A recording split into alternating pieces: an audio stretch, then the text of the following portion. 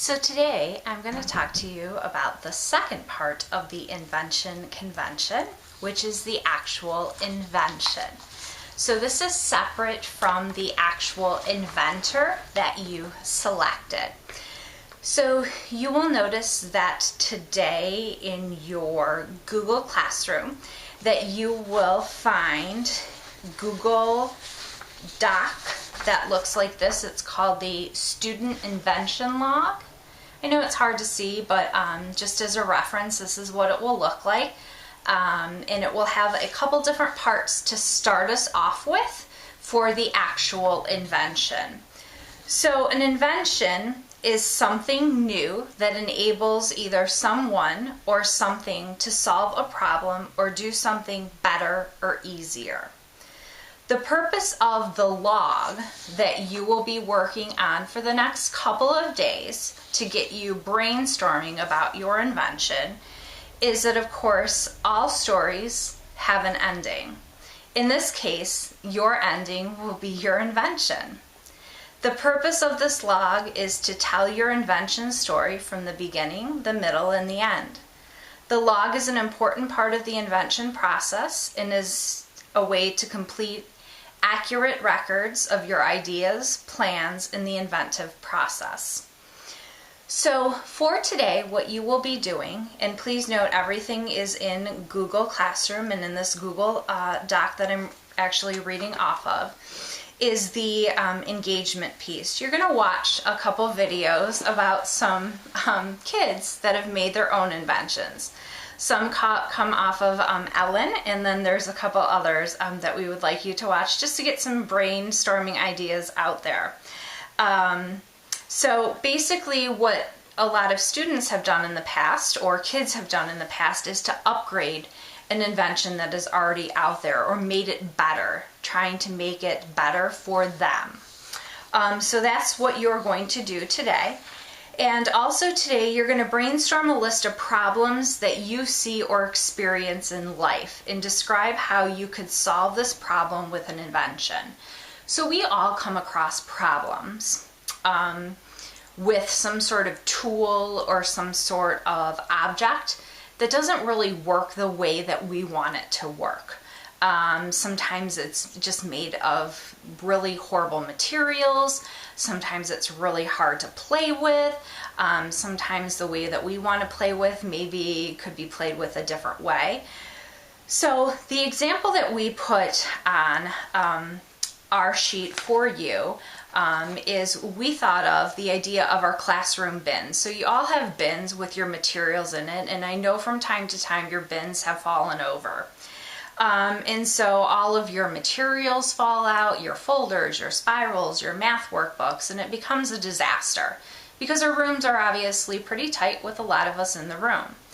So one way that we could solve the problem is maybe underneath the bins, make it more of a rocking bin, like a rocking chair or like a boat that sways back and forth, and put something underneath it that if it does move, it actually can rebalance itself back and forth. Maybe that's something that you get really frustrated with. Maybe there's other things, especially as you've been, living at home for quite some time now, that you're getting a little bit frustrated with, that you have found maybe that there is something that you could do that is a little bit easier with. So we're asking you to come up with two different problems that you've experienced in your life and ways that you think you could solve them. And then it goes on in how you could attempt to solve that problem. And then the name of your invention, which of course is sometimes the funnest part. We have a couple different ways that you can think of a creative name for your invention that is also on this student invention log. Now, for the invention itself, you will find this invention information, and this is really, really important because of what we are dealing with, obviously, May 2020. You will be developing your invention using materials you find around your home. You should not purchase any supplies. We want to really emphasize this, not only myself, but Ms. Khan, that we really stress the fact that we should not be going out. There are stay-at-home orders. We should not be purchasing from Amazon or Walmart or Target or any other online vendors. We really want to focus on things that you have at home, please, for everyone's safety. Think recyclable materials. Think about items you don't need anymore in your home. Make sure that you ask your parents first about an item that you're unsure of, that are we going to use this again or are we not going to use this again?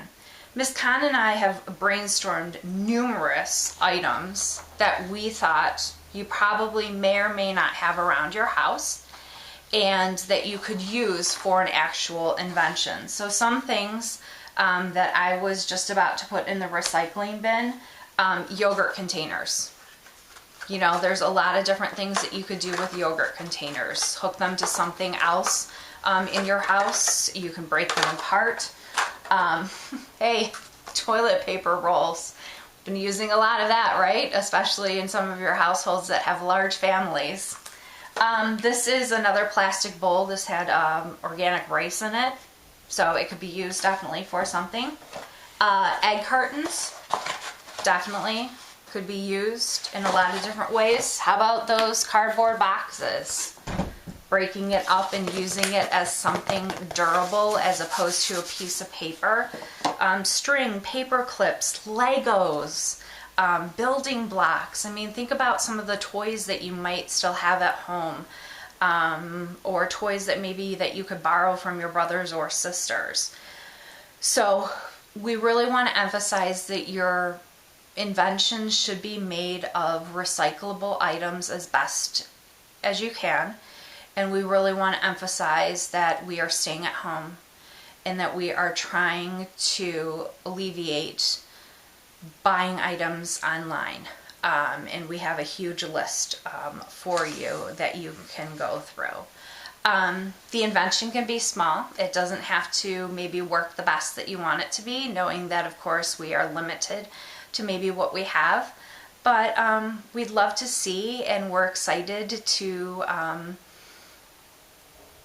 be able to give you this experience, even though we're not in the classroom, to think about something that you could problem solve and make better. We will be sharing our inventions through a Flipgrid, so all 5th graders will be able to see the inventions. So not only Miss Khan's class, but Miss Tracy's class will be able to see everybody's inventions.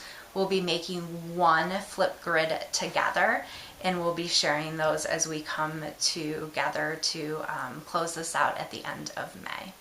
So everything you'll need to know, we're going to work you through, but I wanted to give you just a little bit of a highlight of part 2 for the Invention Convention.